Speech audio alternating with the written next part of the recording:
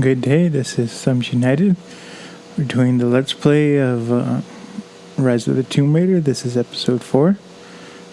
It's going to say this is the game archive, but it's a lie. This is the Let's Play, not the game archive. I'm just doing the voiceover from the footage from the game archive. But it needed to be done. People have been asking for narration for Rise of the Tomb Raider, and I enjoy this game a lot, so I have no problem doing this. It's kind of funny. I bought the version I'm playing right now is playing on the PC, but my PC is doing a lot of rendering, so I don't have Rise of the Tomb Raider on playable on the PC because it's rendering and it's busy doing other things. So that's kind of why I like consoles better, is because I mean, if I could, which you can jailbreak your console, but if you could turn it into like a render box or a Linux box, but I don't do that. So that's what I like about the video game consoles, is they're dedicated to video games. So because pretty much every computer I get my hands on, I try to turn into a rendering machine. But the internet's been out at my house, which kind of sucks when you run a company on the internet. So I've been doing like everything from my phone and going to Wi-Fi places with my laptop. I'm pretty good at dealing with, no internet. My family and we didn't get an internet connection until 2013 because we were told, the service provider didn't come out to our house and blah blah blah. If we wanted to get service, then it cost like $1 billion because we were like the first ones. So that was several years ago, and then we realized that I guess everyone else around us had gotten this internet service, and so then we finally got them in 2013. But it's been ridiculous because I pretty much had an iPad 2 with 3G, and so I would pay, and this is while I was going to college, I would pay for 6 gigabytes, and it was like outrageous. It was like, I think it was like $40 or $60 for 6 gigabytes. And then, and you couldn't even do the hotspot with it. So that was annoying. And it was 3G. This was before 4G was around. So I did like all my homework and stuff through my iPad, mostly. And then it was funny because at the end of the month, it was just like, oh, you have 3 gigabytes left, or you have 4 gigabytes left. It was usually around 2 gigabytes. And so then I would watch as many YouTube videos as I could, because I didn't want the data to go to waste, because it didn't roll over. It'd be nice if it did, but it didn't. And so I felt like I was sticking it to the man. I'm going to use all my bits and get all my data's worth.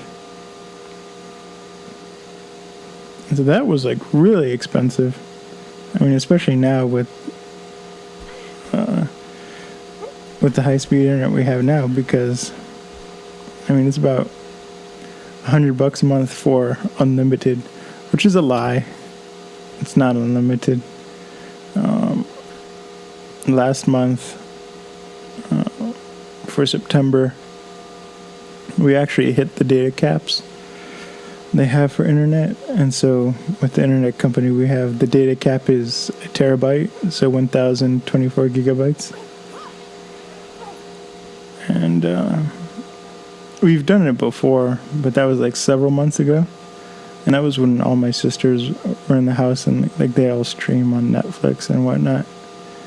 So it made almost no sense that we hit it this time. But I have been uploading a lot, but again, I don't think I've been uploading close to a terabyte.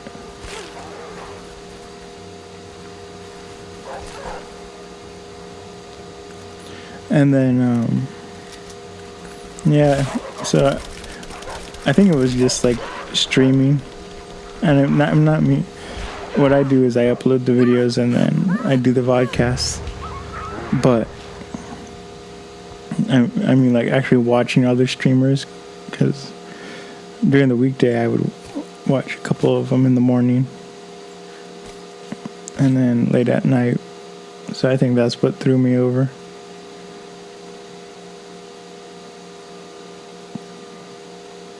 So, and then it's annoying because Comcast, they'll throw like these messages up on the webpage showing like, oh, you're over your limit, you know, you have 2 gigabytes until you're over. And it's just, oh my god, get out of the way. Mainly because I'm like doing homework or something, and it's just like the pop-up interferes with like the quizzes and tests. So I'm always worrying that they're gonna throw a pop-up letting me know, oh, you're close to your data cap. And before, what they would do is they would throttle you so you wouldn't get the as fast speed once you hit your data cap. Now they charge you for like it's either every 2 or every 1 gigabyte you go over. It's like $25. So it's ridiculous. And I don't really want to stay with them, because I don't hear other people having this problem with other service providers.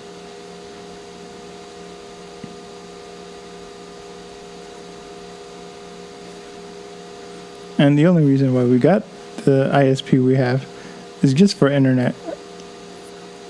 I mean, later we got TV with them, but I mean, the TV is not that great. And when we first got the TV, the package we got, we were supposed to have like 150 channels, and maybe only 20 of them worked when we first got the internet. And so then first got the TV service, so we had to call them a bunch of times, and eventually we got like maybe 80 of them, but it took a while to actually get the 150 channels we paid for. And so that was painful.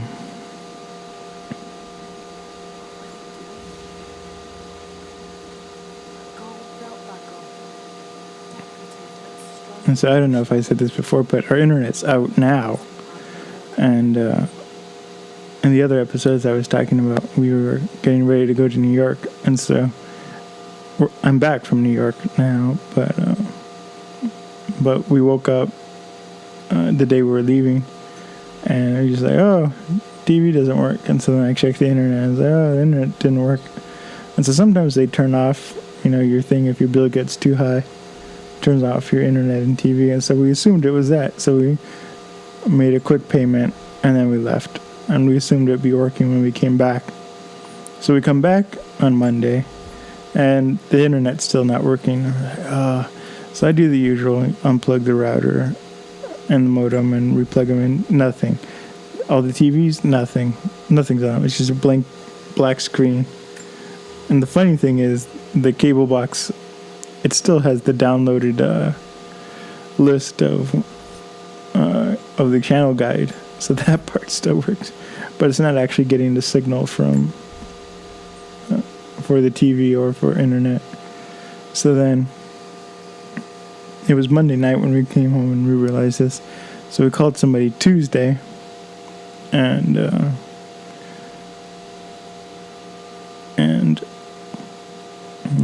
someone. They didn't have time to send anyone to us. So Wednesday, I think it was Wednesday, the technician came. No, that doesn't make sense. So, okay, this is what happened. So on Tuesday, we tried to get a hold of our account number, because they won't let us do anything without the account number. We finally find it on Wednesday. Then we call them back, and they're like, oh, we'll send a technician the next day. So the technician comes Thursday.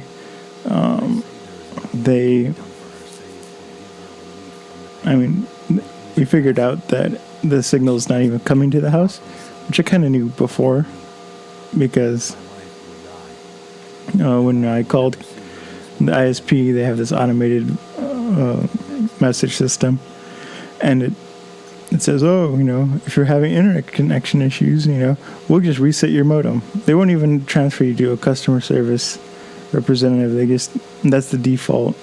And so then the robots are like, I can't even find your modem. Make sure it's plugged in. And I'm like, yes.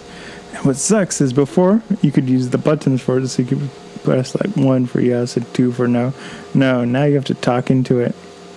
And I have a big problem with voice recognition where like none of them recognize my voice. And so then so finally the computer's like, couldn't find your modem, and it still won't transfer me to a customer service representative. So then they're like, I got into this weird menu system where it was like, do you have any other problems? And I was like, okay, fine. So I said, yes, I have other problems. And they're like, oh, if you have email, if you have this and that. And so they were like, press 1, press 2, press 3. And so I was like, okay. So I just pressed 4. And they're like, sorry, I didn't understand what you're trying to say. And so they're like, press 1 for this, press 2 for that, press 3 for this. And so then I just pressed 4 again. And they're like, okay, we're transferring you to customer service. It shouldn't be that hard to get to customer service. And so then they did the whole drill again, where it's just like, unplug your modem, plug it back in, and then the person doing their diagnostics was like, okay, I'm going to send the reset code. And they're like, we can't find your house. And I was like, I know. And our neighbors have been doing a lot of construction in the house. So from the beginning, I kind of assumed maybe they accidentally cut a cord or something. Cut the cable, because our cable runs underground, and it goes through their backyard. And that's where they're doing a lot of their construction. And so I was like, I'm trying to assure this lady, it's not with our equipment, the problem. So then the lady's like, okay, I'll schedule somebody to come Thursday. So we schedule them for Thursday, and I have school on Thursday, so I wanted them to come later, and we had a lot of errands to run, which is a whole nother story. But so the appointment's from 5 to 7 p.m. And we get back at the house, and we're rushing because there's some stuff we had to clean up. And I'll tell you the story later. But we were in a big hurry. And so then, 5 comes, and then 6 comes, and then it's 7 o'clock. And at 7 o'clock, Comcast calls, and they're like, oh, we're going to be late. We're not showing up. The guy's not done yet. And, he's like 3 miles away, but he's not done with his job. And so I was like, why are they telling us he's 3 miles away if, he's not even done with his job? It doesn't really matter how far away he is. He's not on his way. And so then they called and said, we'll give you a credit because we're late. And so he came at 7:30 at night. And it's fall now, and so the sun sets at 6:30, so it's completely dark, which is important to the story. But he comes, and then I show him the problem, and then I show him where the wire goes outside of our house, and he's like, oh, and so he connects his little detector to see if there's a signal, and he's like, there's no signal even coming to this house. And so he only checked 2 points, and then he was like, okay, we'll have to have somebody else come in the daytime because it was dark. And he was like, I can't go through your neighbor's yard and whatnot at night. And, he couldn't see anything anyway. And so he was like, it's probably just somebody accidentally unplugged your cable at the pole. And he said, I'll have somebody come out, tomorrow in the morning. And once they come out, they don't have to talk to you. They just have to go inspect the pole, and then you'll probably have internet, before you guys wake up. So I was like, that'd be great. But of course it was a lie. So that was Thursday, and then today, Friday. Now the internet has been out for a week. It went out last Friday when we left to go to New York, and it still hasn't been fixed. And so today, we're waiting. The guy told us they come first thing in the morning. Nobody comes. We were like, oh, well, they don't need us. So I did a lot of lawn work, and still nobody comes. So then I called Comcast because we had some errands to run. We had to go to the store and whatnot. And they're like, oh, your appointment's not till 2. Is not till between 2 and 4. I was like, what? And this is important. They told me 2 to 4. And so we're like, okay. And then they were like, well, you don't need to be there. We know what to do. It's on the outside of your house. So we go to the store. We come back. And then internet still doesn't work. So, and by this point, I'm like starving because it's been a long day. I was working outside a lot. And I only had breakfast when we went to the store. So then I called them again, and I'm like, you guys, the internet still doesn't work. By this time it was 4:45, and the guy was like, oh, well, we have it marked that we have to, dig up the wire and do all this stuff. And I was like, no, you just have to send another technician to go look at the pole. I mean, that's what the guy said. All had to be done. And they're like, oh, we can't send somebody out.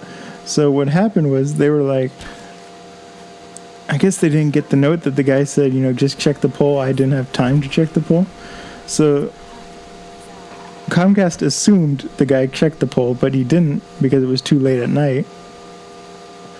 And they're like, oh, we have to come dig up the wire. And I'm telling them, like, no, you don't have to dig up the wire yet. We're not sure it's, cut in half somewhere underground. We think it's just, disconnected at the pole.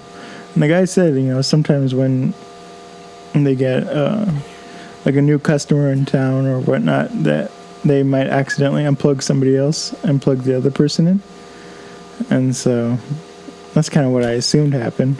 I mean, it makes sense. And so the customer service was like, I can't do anything. And I was like, can't you have another technician come out? And they're like, no. And so then I was like, oh my goodness. And so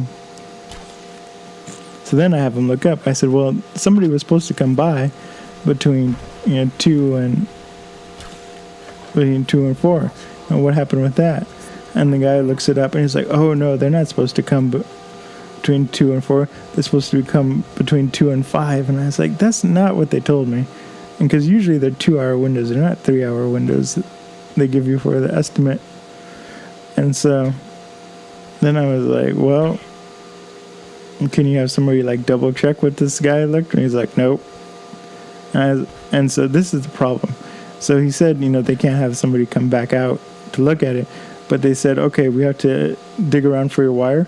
So they have to get city contractors to come look at where the wire is and then get the city's approval to dig around in these other people's houses for backyard to get to the wire. And he said that could take between 7 to 14 business days. And I was like, are you kidding me?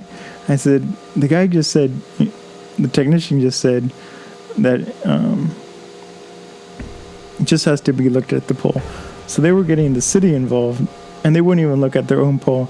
And he's like, I know what I don't even think he understood fully what I was saying, that, this was what the other guy told me. But he was like, no, we have written here that we have to dig up the wire. And I'm like telling him, like, no, that's not what, what the guy told us.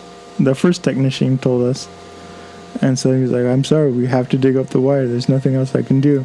And I was like, well, can you, cancel that work order and give us a new one? Just have somebody else come back out in the day? And he's like, I can't have 2 work orders for the same problem. And I was like, well, you guys are, setting this up or doing all this extra work for a problem that might not even exist.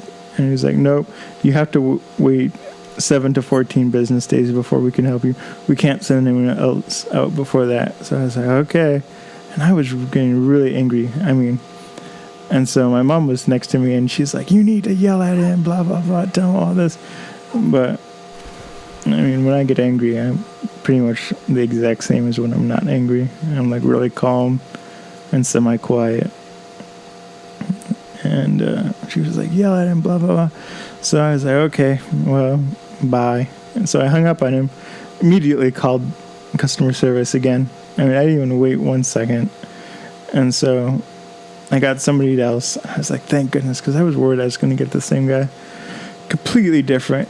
I told him the whole story. I told him I was on customer service just a second ago, and the guy couldn't help me.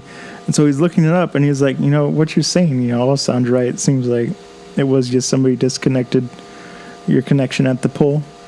So the guy, totally nice. He was like, okay, I'm going to have somebody come out. And so it's Friday, and because it was so late, nobody could come out.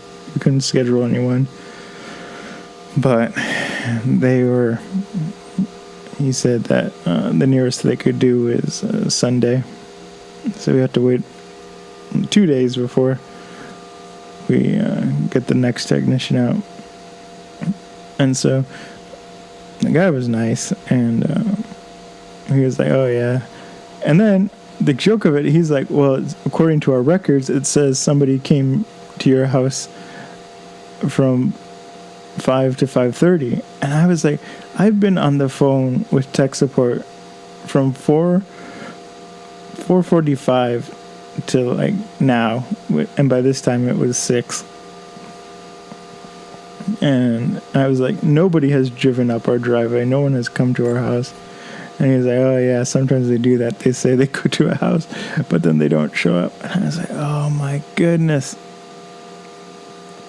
And so that was annoying. But that was kind of a stressful part of the day. And it was towards the end of the day. And so then I was like getting shaky because I didn't have any food, and I was cooking a pizza, but I was like, I just want to get off tech support so I can eat. And the first guy, I was on the phone with him for like maybe 40 minutes. And a lot of it was just him. We were just waiting because he had to text. He's at the tech support place, so he had to text the dispatch for our area, and they were just not responding to him. So I'm sure he was annoyed dealing with the intercompany stuff. But and like I said, I was really polite to him. I was like, well, thanks for helping. And he was, but I don't know. Maybe it was like his first day on the job and he has a script.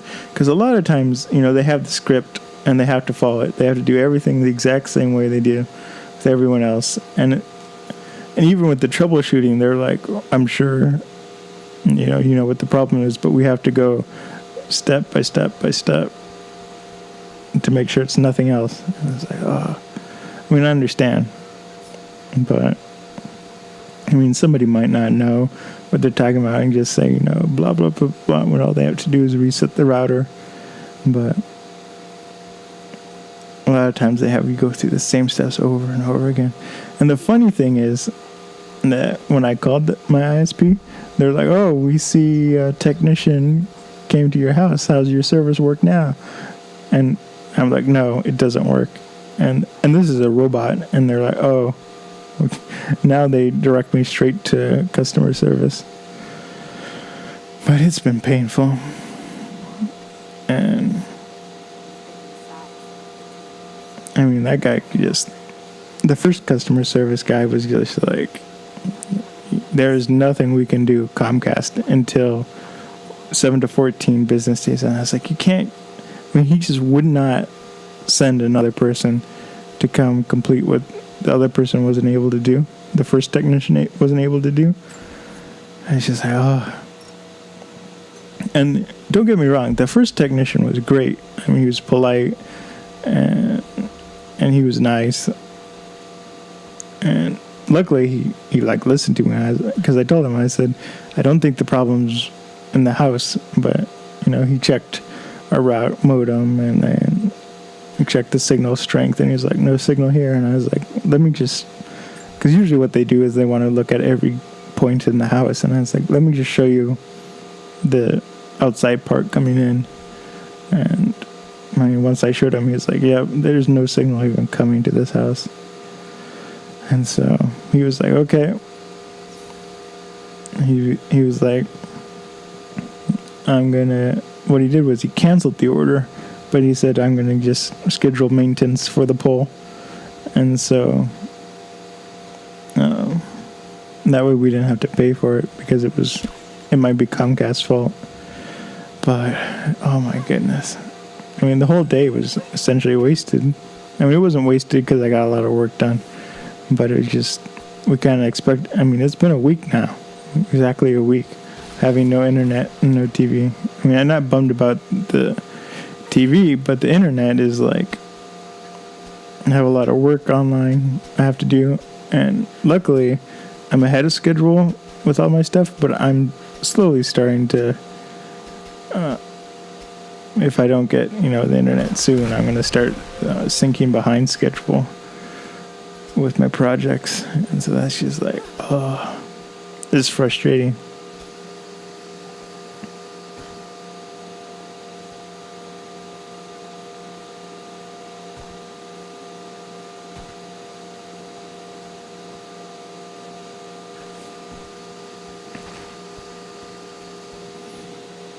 So, not a nice way to come home from a short trip.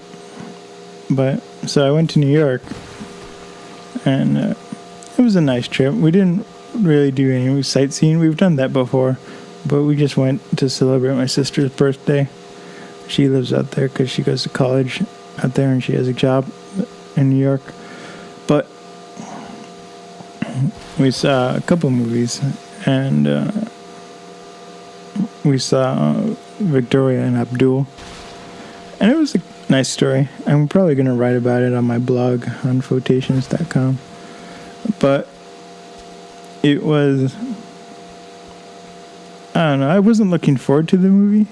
My mom told me, Trey wants to see this like independent film, and she's like, it's about, she didn't quite tell me it was what it was about, but she just like, it had something to do with this one guy from India, and I was like, because sometimes those stories are depressing. But then we go in, and I was like, it was a cute movie, and it was funny for most of it. There were a couple of sad points, but I enjoyed it a lot, especially since I I went in kind of like not wanting to see it. It was just,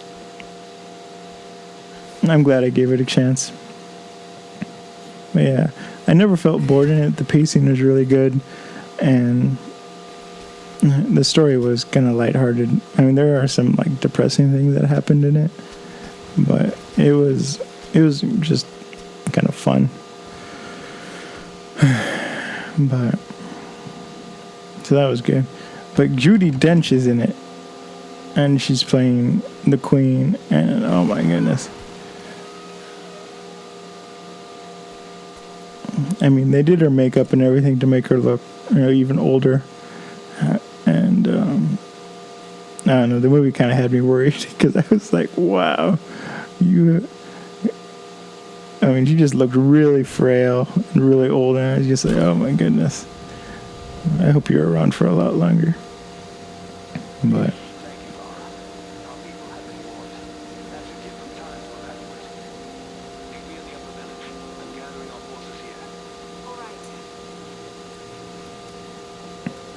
and so that was kind of like, oh man, I didn't realize, how old Judi Dench had gotten.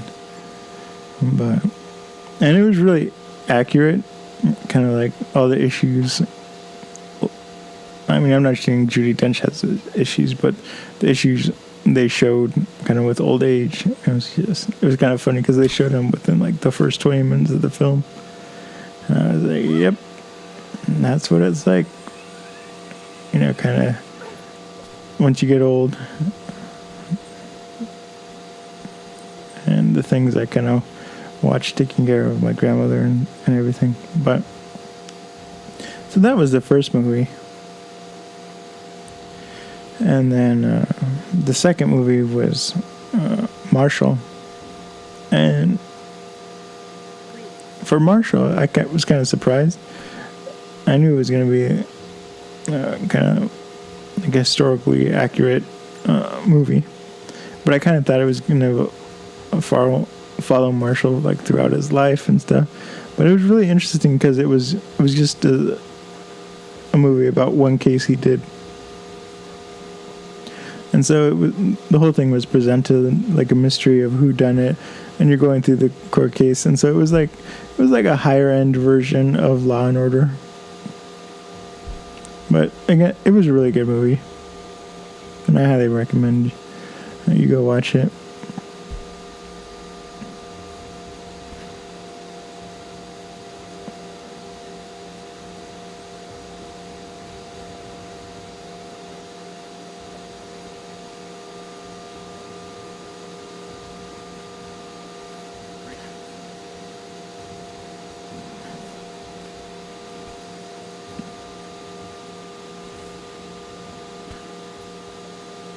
And then, yeah, again with Marshall, I mean,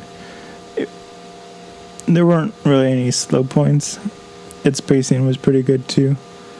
I mean, it's a movie about racial injustice and everything, and so, I mean, that alone could be pretty depressing. But they kind of made it like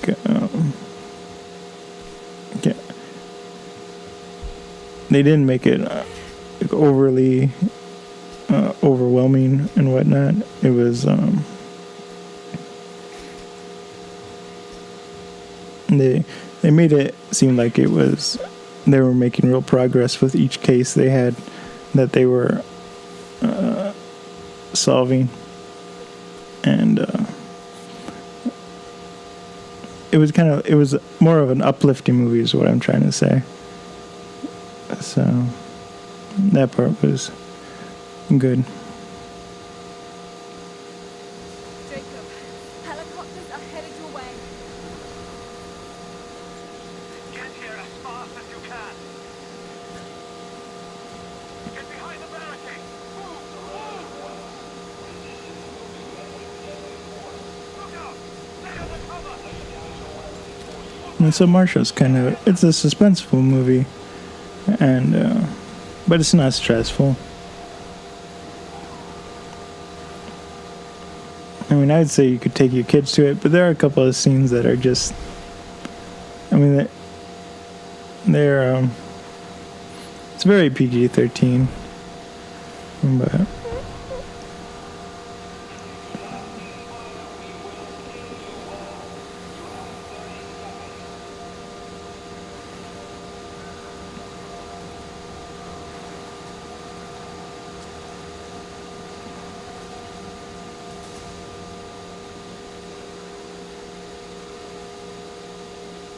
Where is the divine source?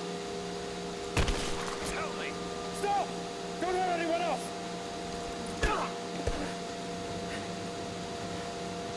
Where is it? Wait! Wait! There's a map. The atlas. It will show you the way. Okay. Tell me about this atlas.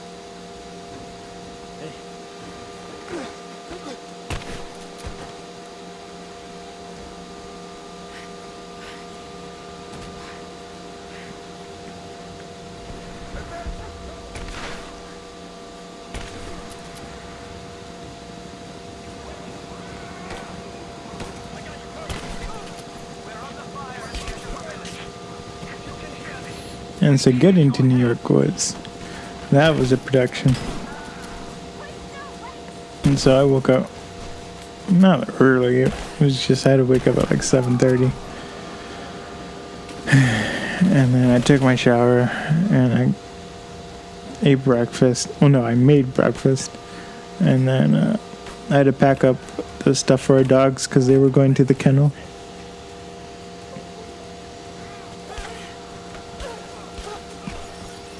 And so I took their food. And we make their own food. And so we had to divide the food into like each meal we put in a container. A Tupperware container. And so I took them all from the fridge, put them in this ice cooler that we had. And it's a regular cooler, but it has this plug. And so it refrigerates the food. It's pretty cool. We got it because we do road trips and stuff with the dogs. And so we can put their meat in. And then it stays cool. And fresh, kind of. And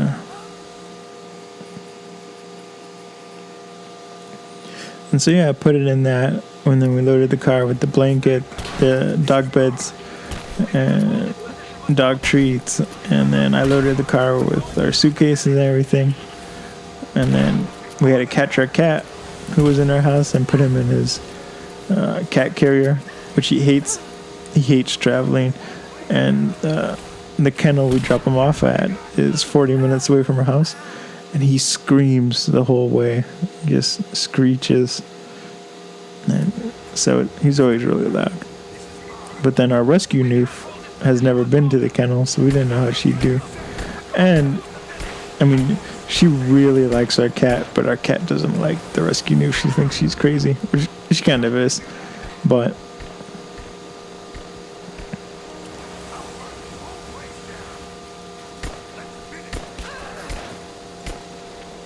and so we're driving, we get to the kennel, and then we give them the dogs, and my mom gives them the dog food. They open the crate, and they're like, only Beatrice's food is here. And we're like, oh no. So I had only packed half the dog food.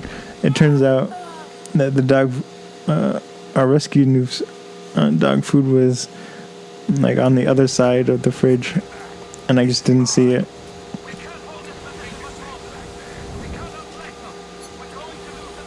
And so that was like, oh no. So they're like, oh, don't worry, we have this dog food that they can have. And they're like, oh, it's a little better than Imes. But Imes dog food is like horrible for your dog. It has a lot of ingredients that the dog doesn't need and will probably shorten your dog's life. And so the other dog food they were giving our rescue was like, it was still pretty bad. Because we give our dog like organic food and whatnot. And so it's like, oh. So we're like, okay, you can give it to her. I mean, she's only going to take it for 3 days. And so that happened. That was kind of the first disaster.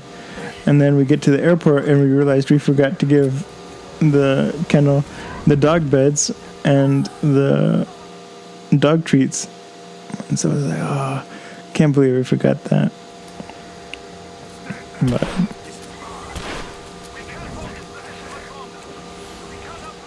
so that was that. And then we're rushing to the airport. We check our bag. We had to bring a bag because we had brought gifts for my sister. And then run to the airport, and we're thinking we're late. We get through security, and my grandmother, she's in a wheelchair, and so that takes extra time because they have to pat down the wheelchair, then they have to like test the chemicals in the wheelchair with their pad wipe things. And so we get through security, and we realize that we have an hour left. So that was nice because then we were just able to relax.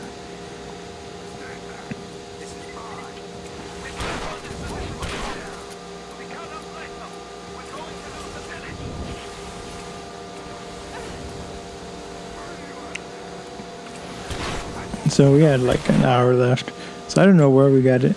I think what happened was we just looked at the time the ticket said to board, and so we assumed that was the time the plane left, and so we factored in getting there like 40 minutes before the plane left, because they board 20 minutes before it leaves.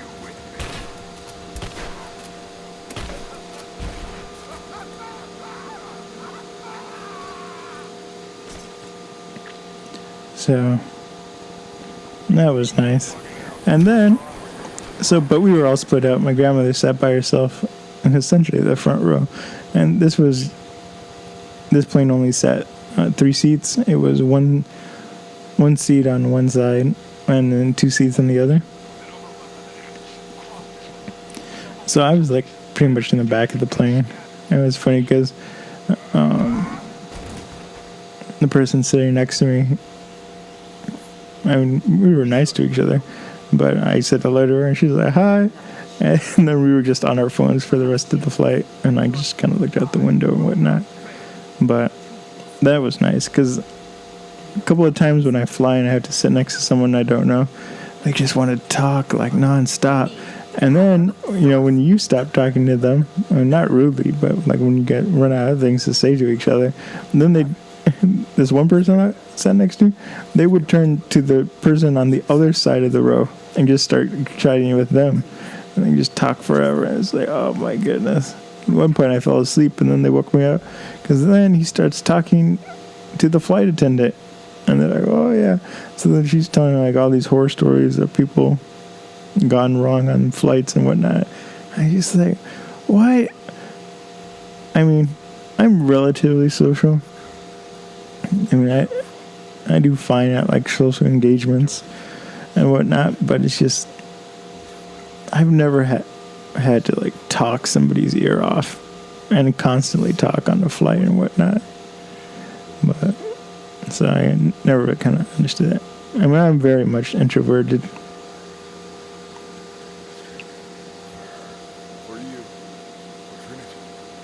I'm introverted, but like I enjoy the occasional party maybe once every 3 years.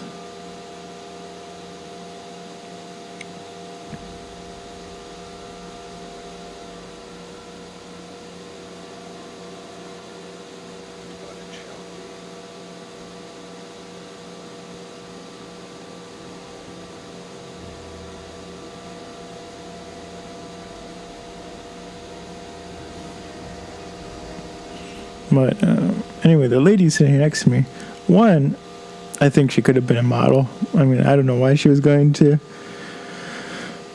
New York, but I was like, I was like, oh my goodness, you could definitely be a model. But oh my goodness, so she was like really thin, and I'm kind of a bigger person. I'm losing weight, but in terms of like bone structure, I'm tall. I'm 6'1", and so I like barely fit into these seats. And this is the plane where the seats have been like retrofitted to be even smaller, so they can fit more seats in the plane. And so I have the window seat, and I'm leaning all the way, so she has her space, I have my space, and she's like overflowing into me, and I'm like, oh my goodness. But I thought that was funny, just because like she was really small, but she was just like expanding all over her seat, and I was like, oh my goodness. Every time like she just rests her arm on me, I'm like, oh, no touching please. But I thought that was funny.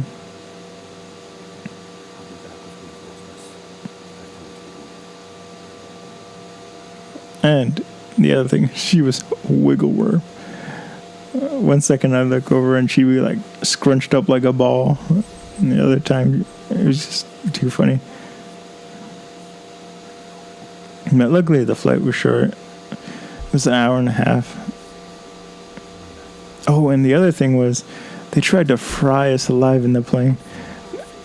When we got in, the captain got on. He was like, just to let you know, our auxiliary power is not working, and the auxiliary power runs the air conditioner, so we have no air conditioning until we get into the air. And they're like, we're trying to run power from one engine. One engine is on, but it's not generating enough power for the air conditioner. So I was like, oh my goodness. If the auxiliary power, doesn't work, it's kind of dangerous. I wouldn't want to fly a plane if there was a problem with one power system. But I guess they're all supposed to be independent, so it's okay. Independent of each other. And so, the cabin's getting hot. We're essentially a metal tube in the middle of the sun. And it was relatively warm that day. It was 70 degrees out. But the plane's just getting hotter and hotter. And then we get onto... we don't get onto the runway, but we're taxiing to the runway. And the captain comes on and he's like, just to let you know, we have 15 minutes before we're going to take off. And it was like, what?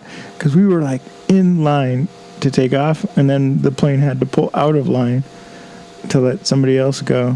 And so we were just sitting, not in line, but on the side of the line for 15 minutes as we were frying and dying in the plane.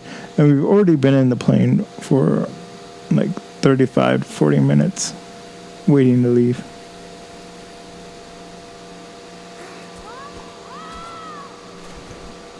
So that part kind of sucked. But yeah, once we got in the air, it cooled off. And so, but the funny thing was, it was so hot in the plane, everyone was falling asleep, and I was starting to get really sleepy.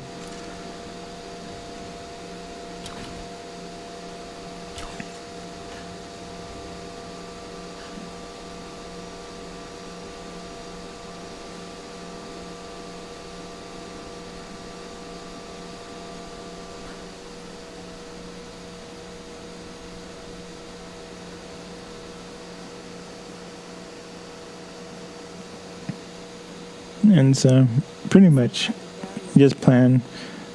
We went to a couple of movies in New York. I told you about that. And then, just kind of went to visit my sisters. So, a lot of eating out and whatnot.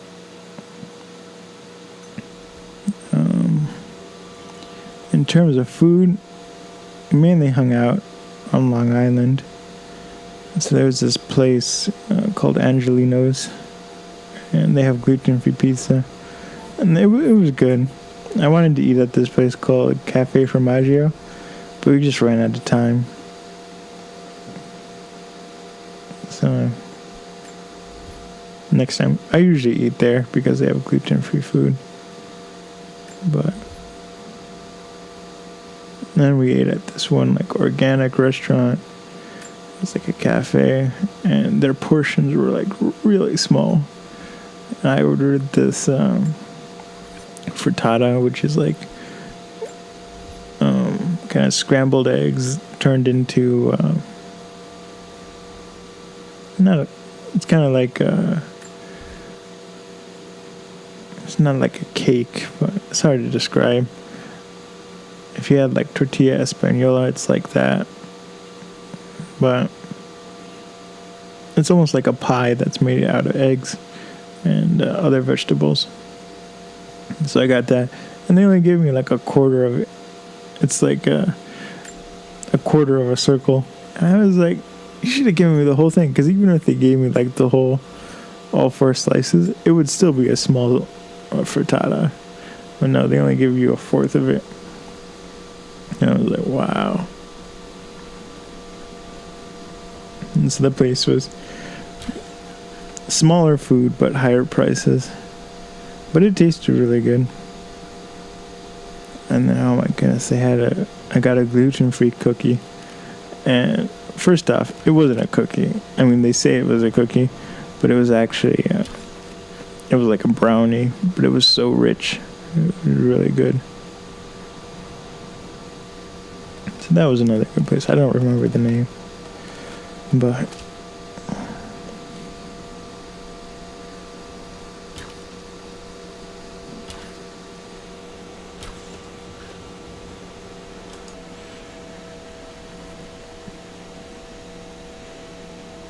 And then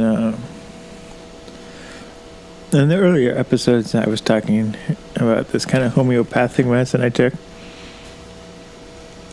No, not that I took, that I ordered.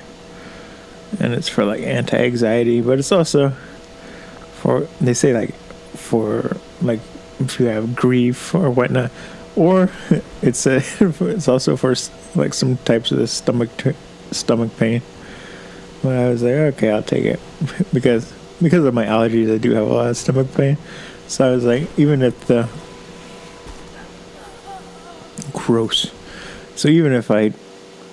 anti-anxiety doesn't work, at least it will like help with stomach pain. But oh my goodness! So I took it the first day I got it. I took one dose, and on the bottle it's like, for adults, take 4 tablets 4 times a day, spaced like 4 hours apart. I was like, that's interesting, because I've taken this before from a different company, and it's the same dosage, but it was just like, they were just like, take 2 or 3 tablets whenever you feel like you need it. So it was kind of funny that this one said, take it 4 times a day. But I was like, no, because I did the math. It's like 250 pills. They're not pills, they're little capsules that dissolve under your tongue. You take it like you take like if you were taking like a heart attack medicine. You're supposed to have it dissolve under your tongue, because it gets into your bloodstream faster that way and less diluted. But I took one and I was like, wow. I felt like immediately, well, it wasn't immediately, it was like an hour and a half later, I was like, I just felt better. And like what I was worried about was that it would make me like not care about anything. And I was like, well, what's it gonna feel like not having anxiety anymore? Am I like really productive because I'm so anxious? But the anxiety is still there. It's just, it's not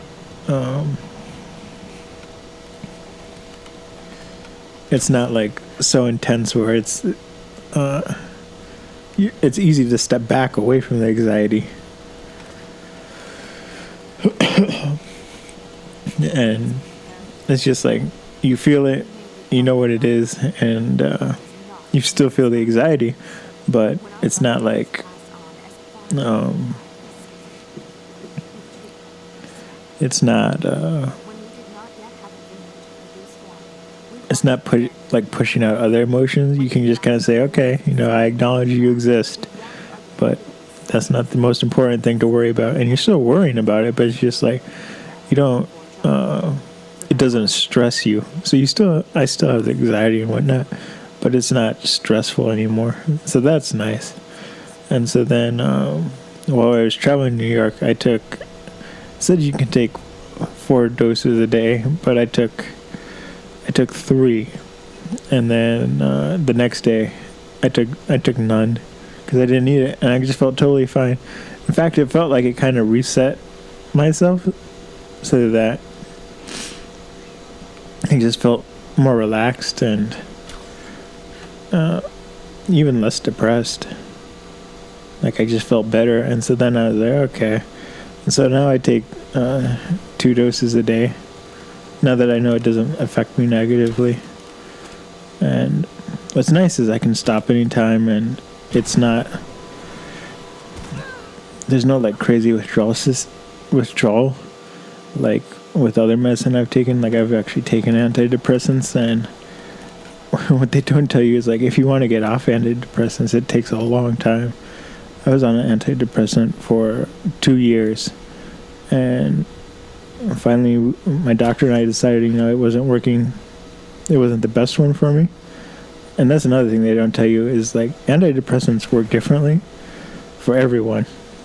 And there are a lot of different ones, a lot of different types of antidepressants that they just work on your brain differently. And they're for, like, different types of depression too. There are a lot of different forms of it. And so we kind of decided that the one I was on wasn't working. And I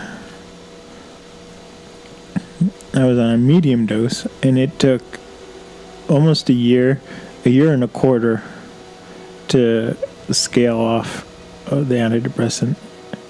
And so,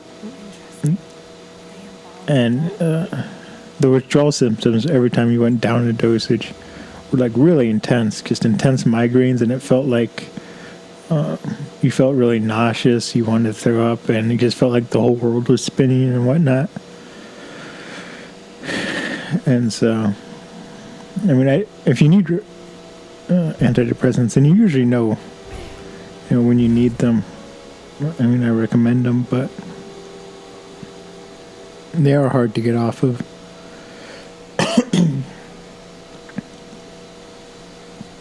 But so this anti-anxiety, it's not interfering with my anti-seizure medicine, and so that's good. But I feel better, and not only do I feel better, I feel like I have more energy.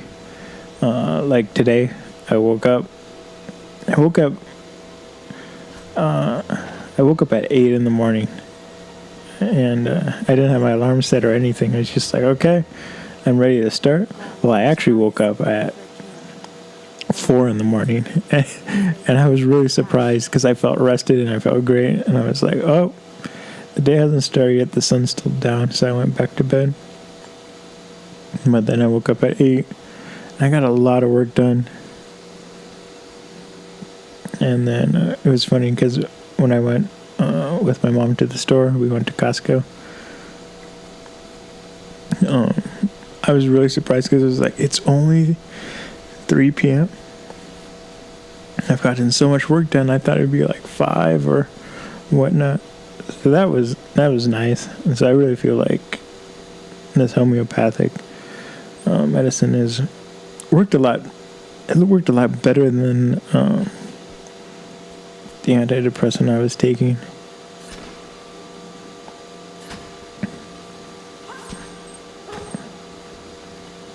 And just less side effects in general.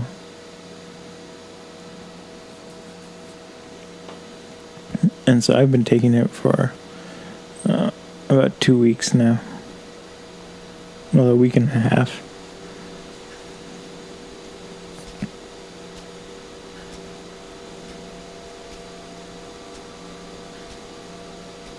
And so yeah, it's scary sometimes because taking medicine that like changes your mood, and you worry like, will this change my personality or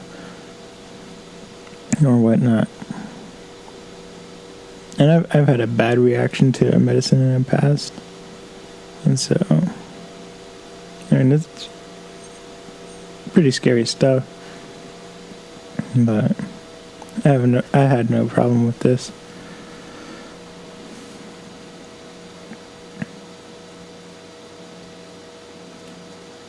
But it was funny, kind of going back further, when I first took the antidepressant, the pharmaceutical one, I mean, it was scary because, I mean, you never know how you're going to turn out after you start taking it, and, but I mean, you hope that you're going to be better. And I remember I took the pill and I was like, I hope nothing bad happens. It was just like, I hope that it works the way it's supposed to. And don't change my personality for the worse. Because sometimes you hear stories about people who like, once they start taking antidepressants, like certain things change, where they get grumpier at different times of the day, or they get more stressed out.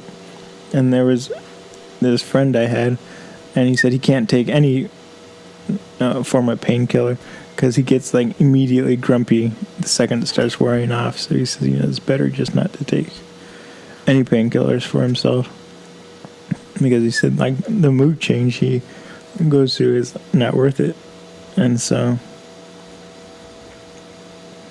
that part was scary, kind of with when you don't know how the antidepressant's going to be. But then kind of the first day I was just like, can't get any worse, has to get better. Jacob, it's a mess up here. There's no sign of life. And so yeah, so I recommend antidepressants. I don't recommend SSRIs. I recommend NSRIs, which is neoepinephrine serotonin reuptake inhibitor. And they're kind of like the newer generation of antidepressants. I had a really bad reaction to Zoloft. But like I said, antidepressants affect everyone differently. So what works for me might not work for someone else.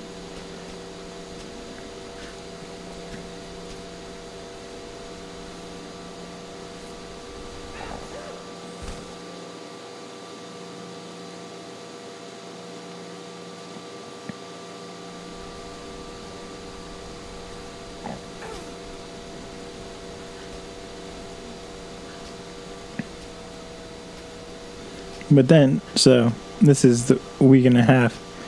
But kind of the problem I had with the antidepressants is that, like, you start at a low dose first, like a really low dose to make sure your body can tolerate it. And then you feel pretty good. And then it just wears off where, like, the depression comes back. So then you go up to, like, the normal dose. And then what happened with me was, once it got up to the normal dose, the depression came back, so I went up to a medium dose. And that was fine for like half a year, but then it's just like, I'm depressed again. So I didn't want to really play this game where you just keep increasing it, because you can get high dosages. Like, you can take 600 milligrams. But I didn't want to do that because it wasn't working. I mean, the depression kept coming back. And so, I'm taking I have the anti-seizure, which also acts kind of like an antidepressant. But,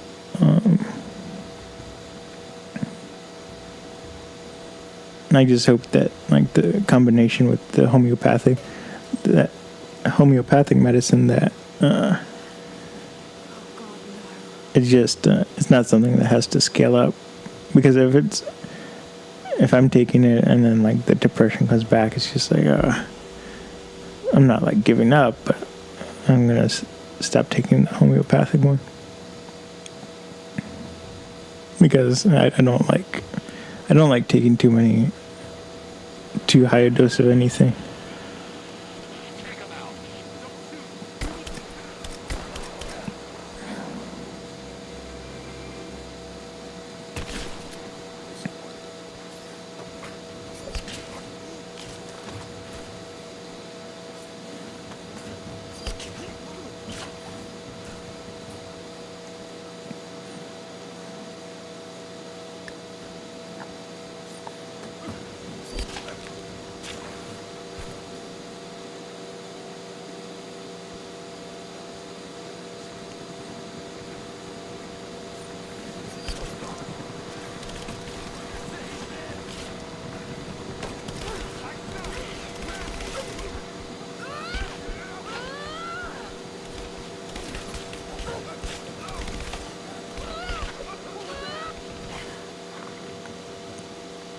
Yeah, so I recommend,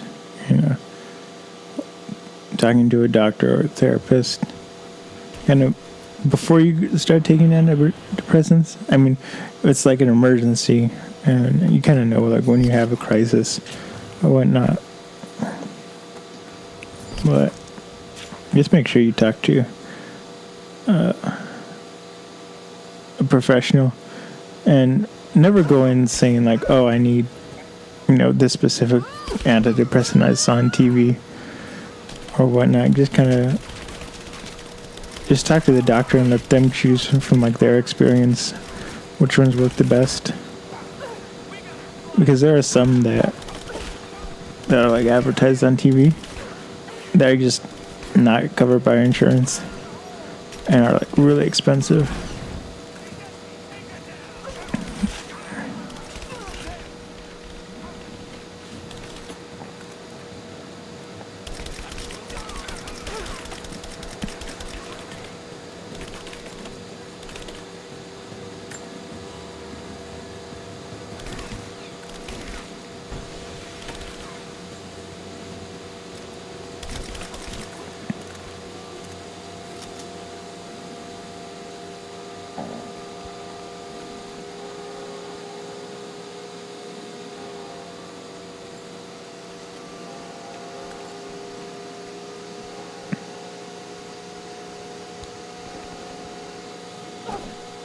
And so in computer class, I kind of told the story. There's the guy that sits on my one side, and he starts swearing under his breath at like all these little things. I'm like, oh my goodness, it's like this guy's having a mini meltdown when one part of the computer doesn't work. And I'm like, are you sure you want to, go into the computer field? Not because what we're doing is kind of basic and like errors pop up, but when you're dealing with computers, it's just you're dealing with a lot of problems, and like you have to debug it, and nothing usually goes right the first way, and so you have to really kind of be a detective and hunt down what the real source of the problem is. And so when this guy started swearing under his breath, F this, F that. And he's like dealing with like computers later down the road are gonna be more complicated. And it's just like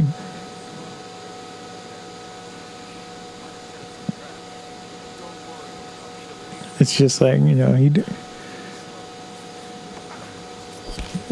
gonna get more stressful from here.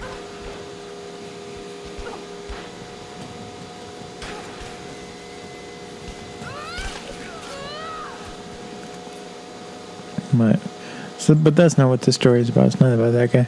There's another guy, and I think he's the one who...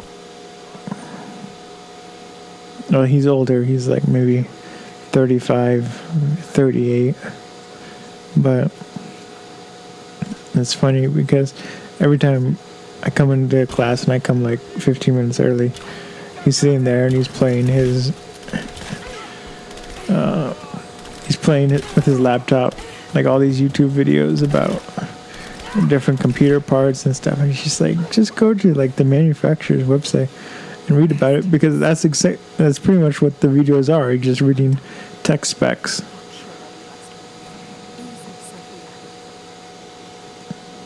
So much bloodshed. We're losing too many people. Maybe your people have sacrificed enough. It's all we know. I misjudged you. And so, anyway, so he wasn't here the other day in class. And it was funny because the teacher was like, wow, it's so quiet. Is that guy not here? And I was like, oh my goodness. Yeah, it's nice. And then she was kind of talking smack about him. She was like, oh, brother, that guy's so silly. And I'm like, wow, I'm not the only one there. I mean, he's kind of like pretentious and whatnot, but... So I thought it was funny the teacher noticed that. Because I don't say anything in class.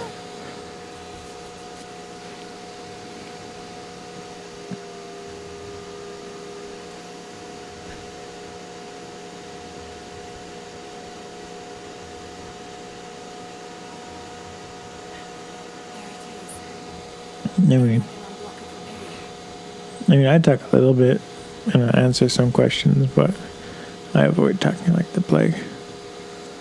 Talking in class.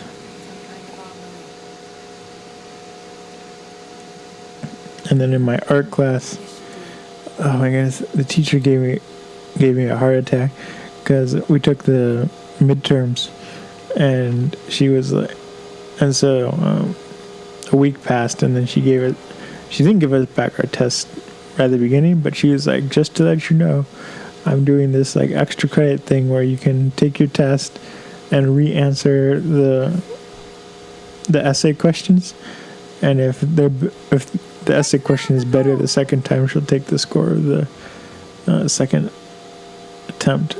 And so there were like 5 essay questions, and so I was like, oh my goodness, did like 90% of the class fail? And then I was like, oh no, did I fail the midterm? Why is she having us redo this? And so I got my test back, and I got an 89.9 percent. I was like, seriously? Can't we just round up? Who gives 89.9? I mean, I thought that was funny. So this weekend I have to go back and I'm going to re-answer. I have to like re-answer 2 questions, and then hopefully that will bump me up to something better. But I thought that was funny. And then the joke of it was, like, I go through the test and it's like marked up, like it looks like somebody died on the page, but she used with how much ink was used, but she used a purple pen, so it wasn't as bad as seeing all red. And but it was funny because I mean, like, she wrote her responses to each one of my questions, and I was like, wow, it's not that she wrote the response, because it was just like, I get full points on the question, and she still, took the time to like write out like, oh, I like this part, but this other thing could be better, and you missed something here, and so that was nice.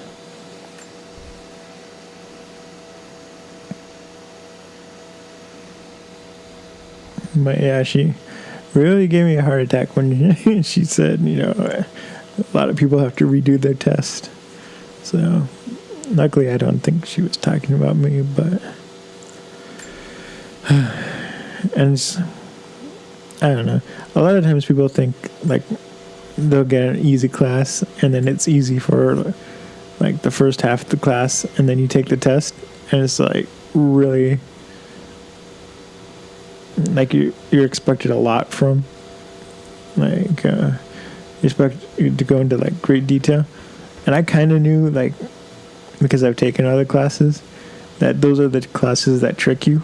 Like, you think they're easy until you get to the test, and they're like, what is this keyword, from the first day of class, and then how is it different than these other keywords, and then write an essay on 5 visual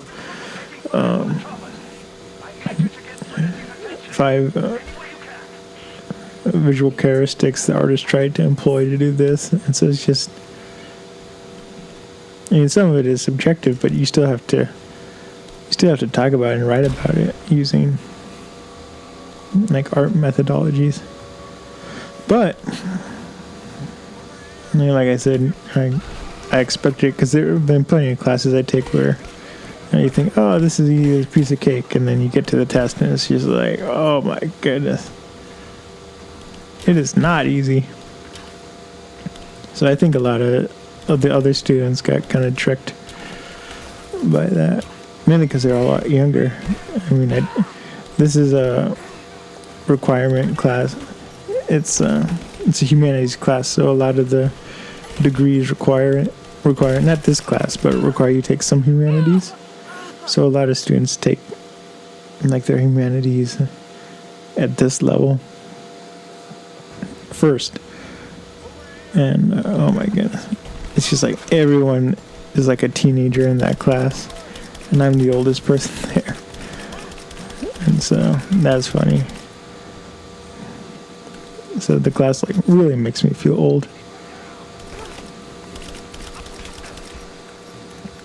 And then not only that, it's at a kind of side branch of the college. So it's off the main campus. It's in a different city. And I don't know.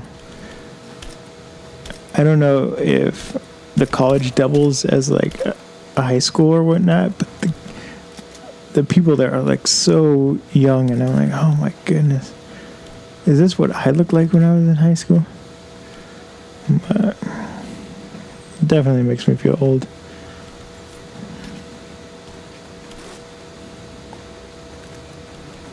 And the other thing is funny is everyone will like stand in front of the class before class starts. And so when I come, I'm like 5 minutes early because I have to drive from the main campus. And so then I go in first, and then once I go, they all follow me and come in. Nobody goes into the classroom until someone else goes in first. And I was like, seriously? You guys don't have to stand in front of the classroom. I mean, like, the teacher's in the room. But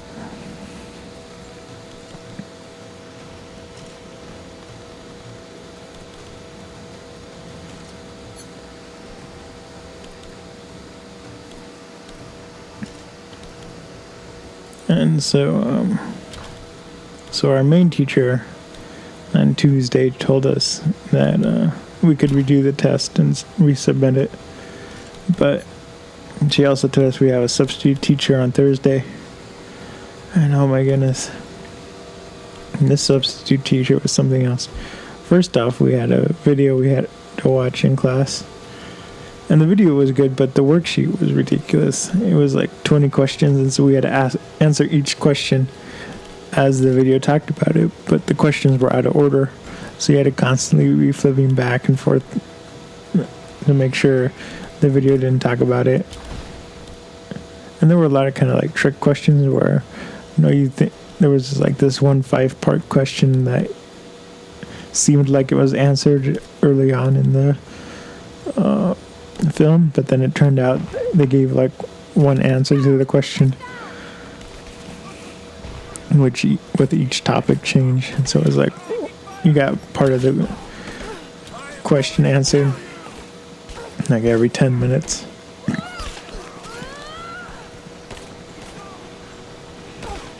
And so I kept having to go back and crossing out my previous answer, and of course I was writing in pen.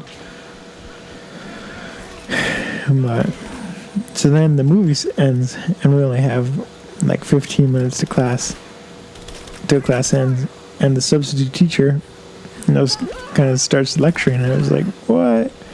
You're gonna add more?" And so she pretty much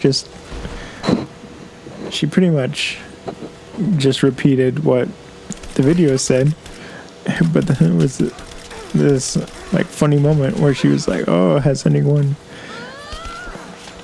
been to a cathedral?" And then this one student was like, "Oh yes, I've been to this cathedral in Washington DC." And then and so that was that. And then the teacher turned and was like, "Does anyone know that there's a cathedral in the United States?"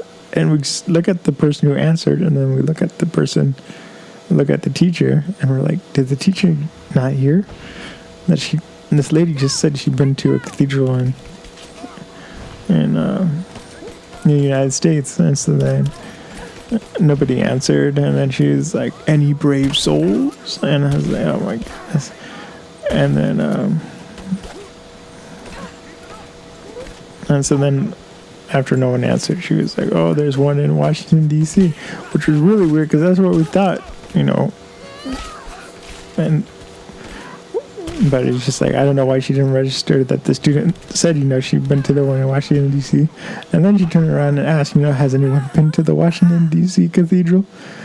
And we were like, what? This person just admitted that they went to the Washington, D.C. cathedral. And so then the student who said she had gone there, she like raised her hand and she's like, "I've been there." And then she turned to her and she's like, "So what did you think of it?" And blah blah blah. And I'm just like, I think she had like this script of how she wanted to present the class with like asking a lot of questions and getting student involvement. Spoiler alert: students don't like student involvement. And so that's why she kind of drilled through the questions, even though the questions were kind of like could have been shortcutted. But She did not adapt to the situation well.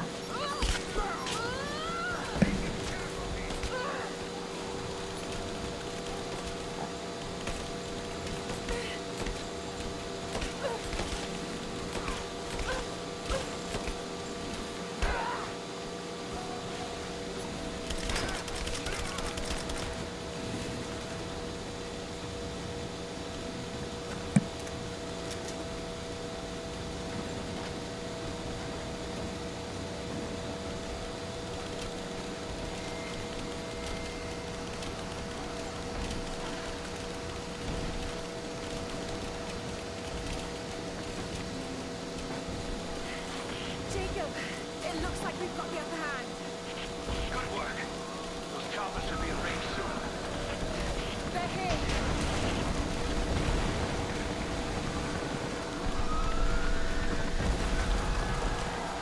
We did it.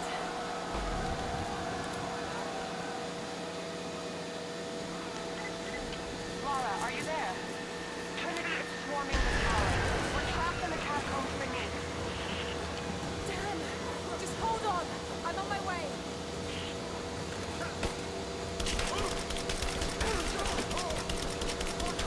And then, in terms of sleeping, I'm sleeping a lot better. Before I used to, like, I needed to sleep like 12 hours so I could go to bed early. Like, really early if I had to wake up. But now, like, I feel perfectly fine with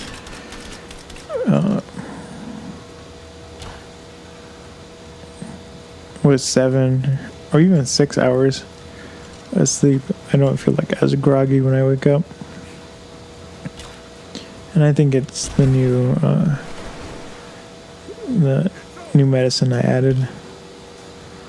But that's nice because I finally feel like a normal person. Because before I would sleep like 12 hours on the weekend. Like I'd go to bed or 13 or 14. Like I'd go to bed at like 12 and then I'd wake up at like 1 or 2 and I'd still feel tired.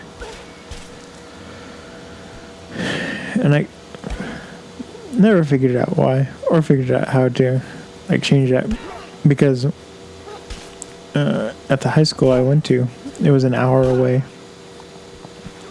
and so I had to wake up really early in the morning, and so I'd usually wake up at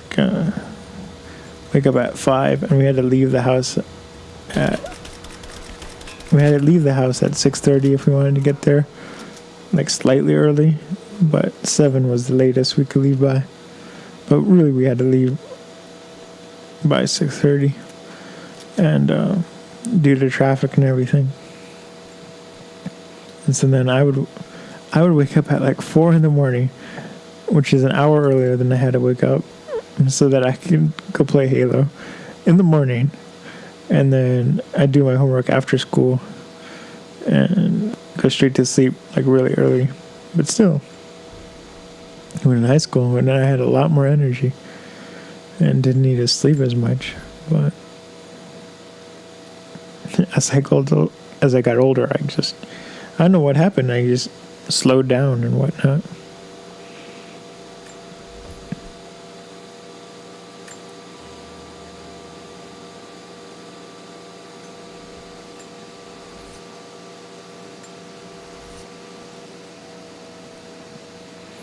And so while I was kind of changing gears, so I woke up early, and then,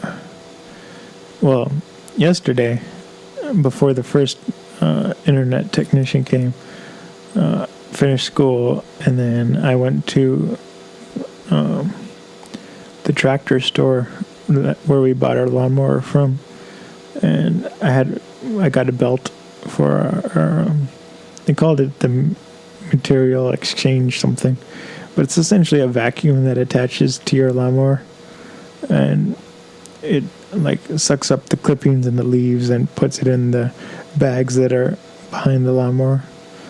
And so it was funny because we called, and the lawnmower technician came and delivered it to us and installed it, And then the next week the belt broke, and I was like, oh man, we can't call him again to tell him the belt broke. And so I went to the store and I bought one. It was like really cheap. It was like $39. But when the technician came out, and he had to charge us, so it was like $100. So I was like really surprised. I was like, it's only $39. And so I installed it myself. I put the vacuum back on the lawnmower and looped the belt through and whatnot, and tested it out, and it worked. And so that was yesterday. And so then this morning, the weather said it was going to rain, and I was like, oh, I want to suck up some of the leaves because it's fall and all the leaves are coming off the tree. And so I kind of did this one square in front of my house. It took me last year. It took me maybe a week to do the area that I did. With the lawnmower, it only took a half hour. But the vacuum's kind of like high maintenance. So you like every time you have to empty out the bags, you have to kind of go in and make sure that the vacuum's not jammed with leaves and whatnot. And half of it was because the leaves were like semi-wet, and so that would cause them to jam. But now that I know kind of like how sensitive it is, you really have to like watch it to just listen and make sure it's kind of making the normal sounds. And two, you have to really, kind of watch the smell. So make sure it's not burning rubber or burning leaves as you're going through. But so I did the outside of our house. I did maybe a quarter of it, and that was only 3 hours. But I mean, it was like an easy 3 hours to do because you just have to ride around in the lawnmower and then empty out the bags occasionally.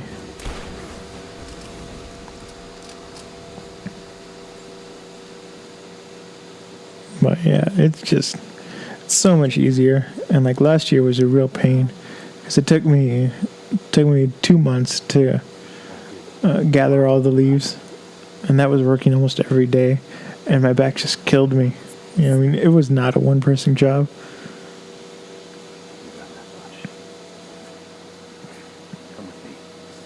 And so I'm really looking forward to this year,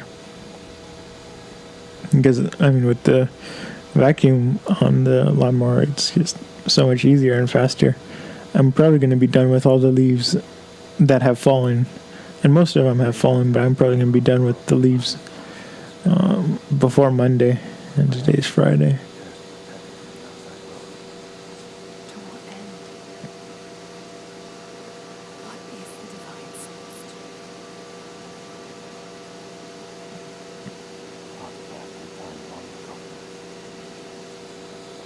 And then when we got our dogs back from the kennel, one of them got sick.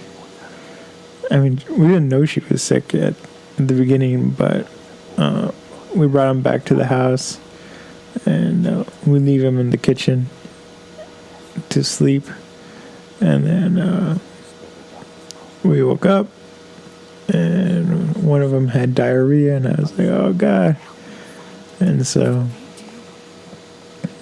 I cleaned it up, and then we just kind of watched her and make sure she was okay, and she seemed fine.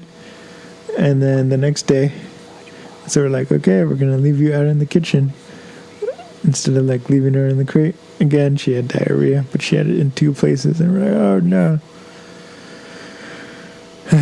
So that was kind of fun to deal with, cleaning that up. And but she's better now, so that's good.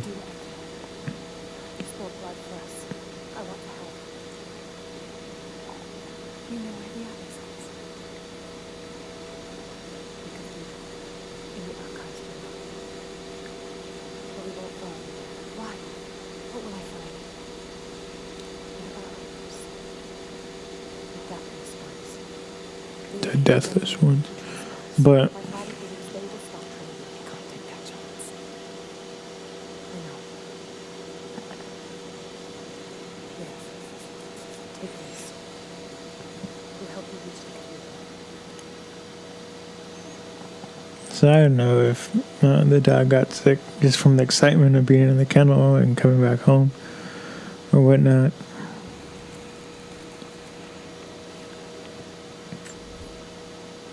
So, but she's better now, so that's good.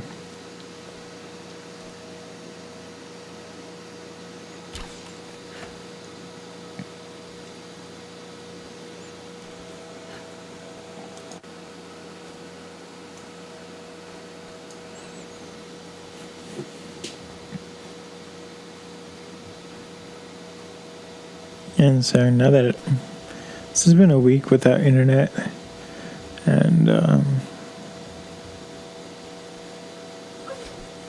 mean, I've been getting things done mostly on my phone and going to the occasional Wi-Fi spot, but kind of realized that the Xbox One kind of sucks without an internet connection.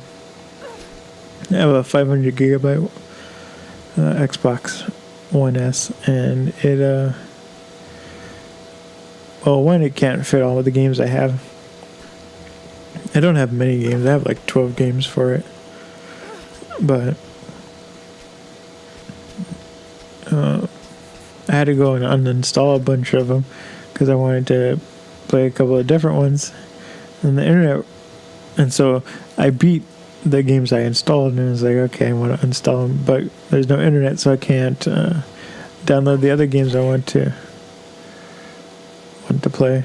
And so it's like, and it's so funny because I used to be anti-digital download, but then for this Xbox, I was like, okay, that's fine, because I was getting some deals on the store. Now I totally regret that.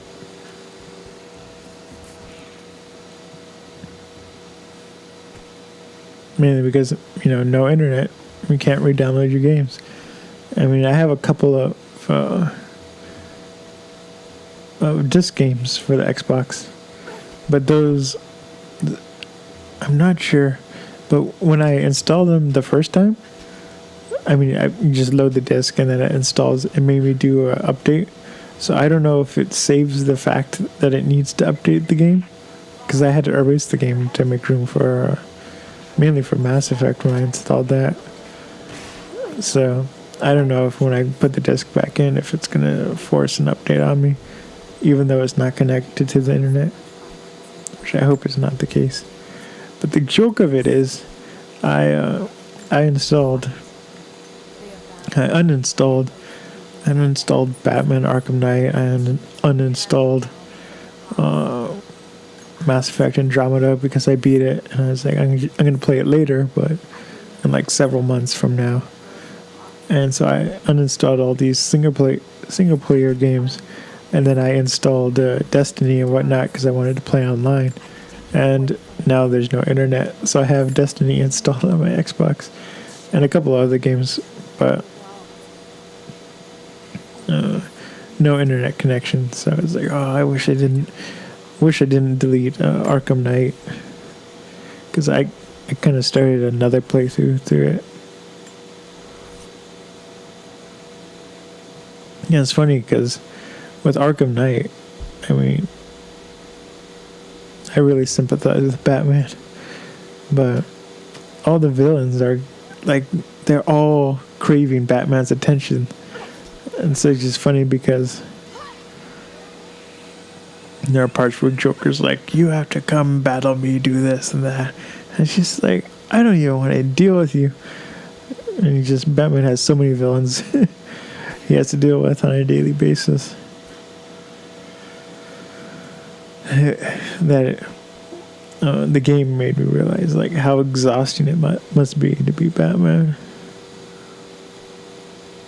You just finish dealing with one villain, and then another one comes up with 20 other things he wants you to do in order to beat him or whatnot.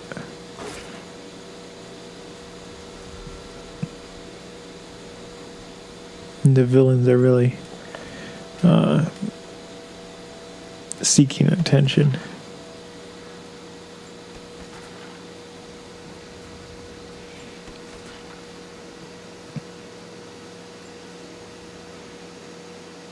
Another difficult winter for my people.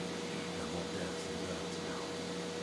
And as the seasons pass, the young ones are becoming restless. I see them looking to the sky when a rare plane passes overhead. Wistful. Wondering. Dawning. I know they are still deeply committed to the cause. But I also sense a change coming. An end to our way of life is on the horizon. The most recent days are fatal for memory. And so then in my computer class, I have an exam. There are 4 exams in this class, and so this is the second one, but you have to do it at home. And so of course this is when the internet goes out, and so hopefully the internet will be fixed by Sunday. But the problem is that the test is due on Sunday at midnight,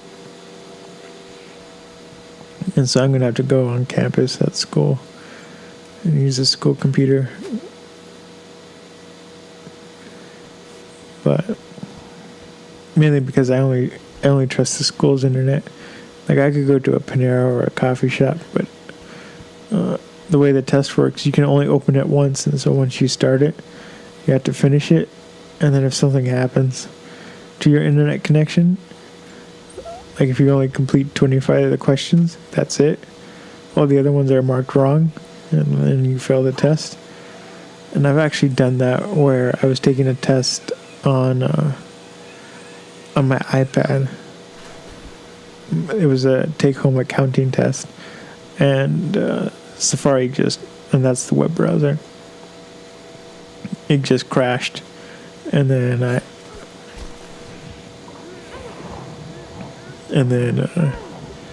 luckily I got through most of the test, and I still passed, but still, it was like, oh my goodness. I was worried, because it was one of those tests where the teacher was like, okay, the semester ends, and you have a week after the semester to take the test.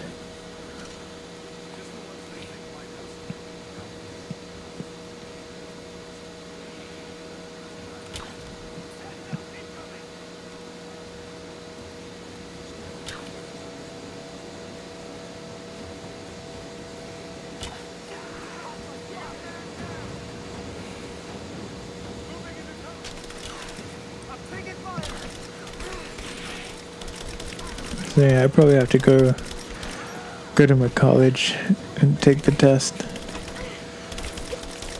I mean, these school computers are okay. It takes like 20 minutes to log on.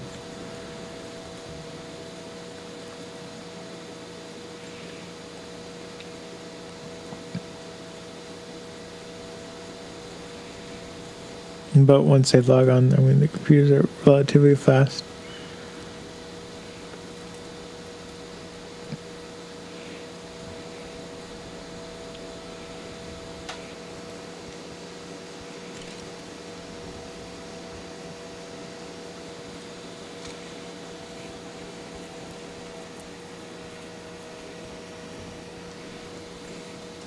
And then I've been doing more gardening, and so my mom had some errands she wanted to do, so we went to Costco.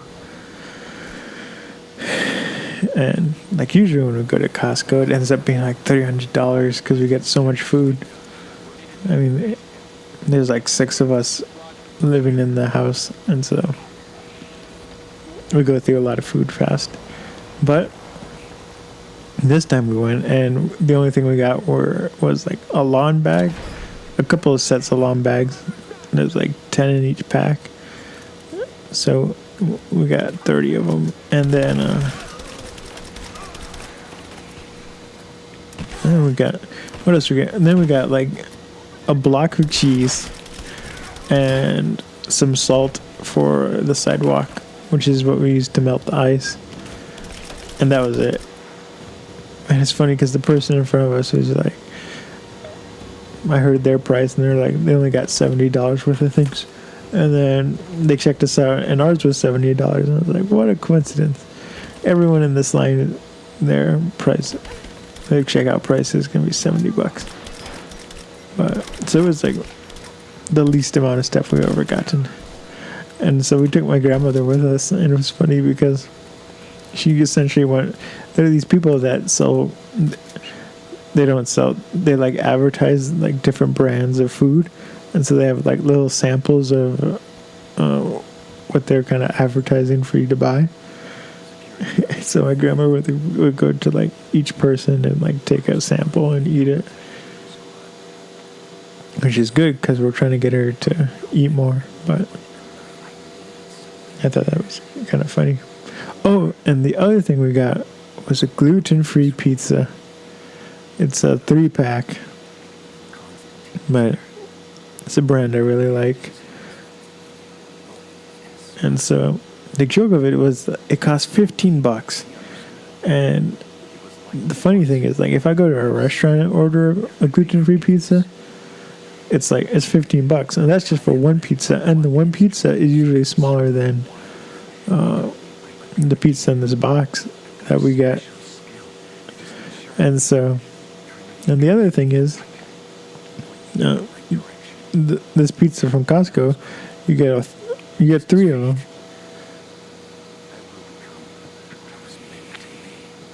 And like gluten-free pizzas are kind of really expensive, and kind of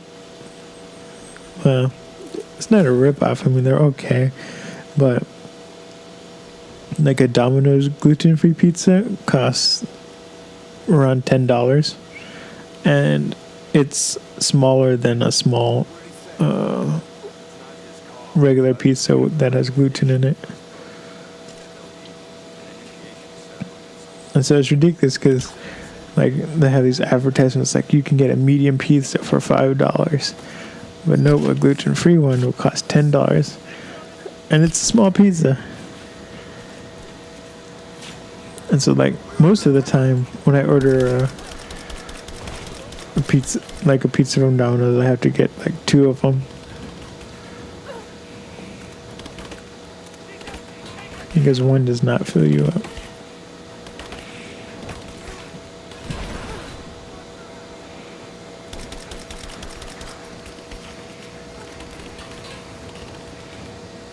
And so then when we came home from Costco, I kind of told this part of the story, but I made the pizza. Then I called tech support while the pizza was cooking. And oh my goodness, I was getting so hungry talking to the tech support. And then the one tech support person just wasn't helping. And so I was like tired, I was hungry, and this guy was just getting me frustrated. But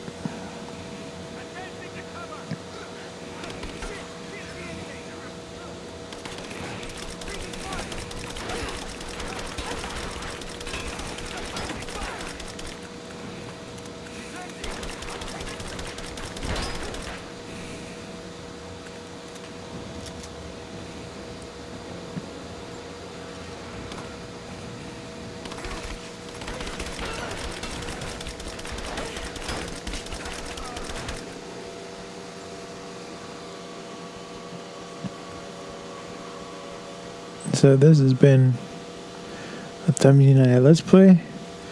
Next week we have episode 5, and there are 6 episodes in this series. So we're almost done. We're over halfway. And I think episode 6 is like extra long.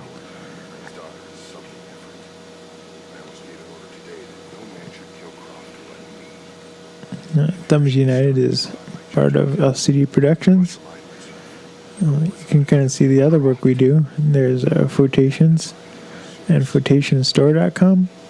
And it has a lot of photography from around the world.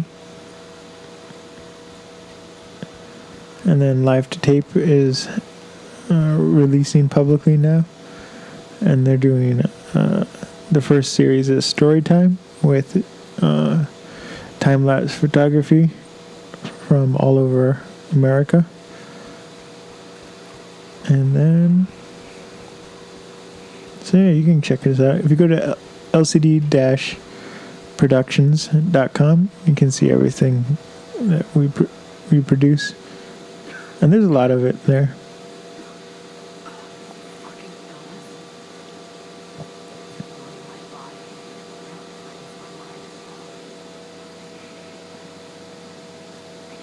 So have fun. See you next week. And thanks for tuning in.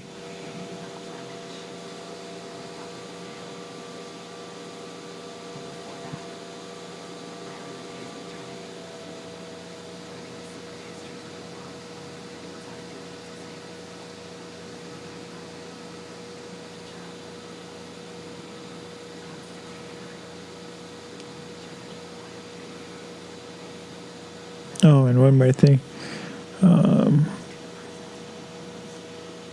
You can get early access to everything that LCD Production produces, including content from Thumbs United, early if you subscribe on the $2 level of Patreon. We release these series as one big pack on Patreon.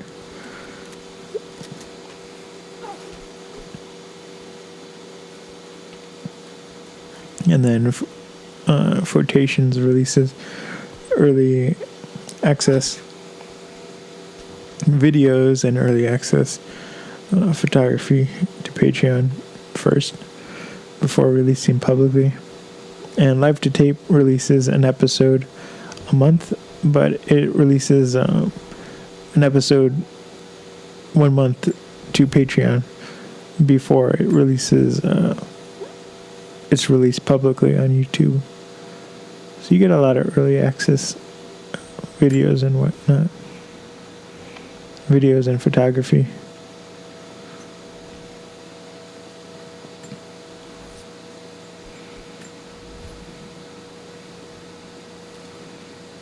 Video photography and video games.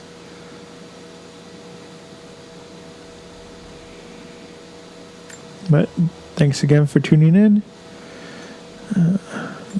We record video games Tuesday and Thursday are broadcasted, and then Wednesday and Friday I stream creative. So a lot of photography editing and video editing and kind of the behind the scenes post-production aspect of being creative. Thanks for tuning in. See you next time.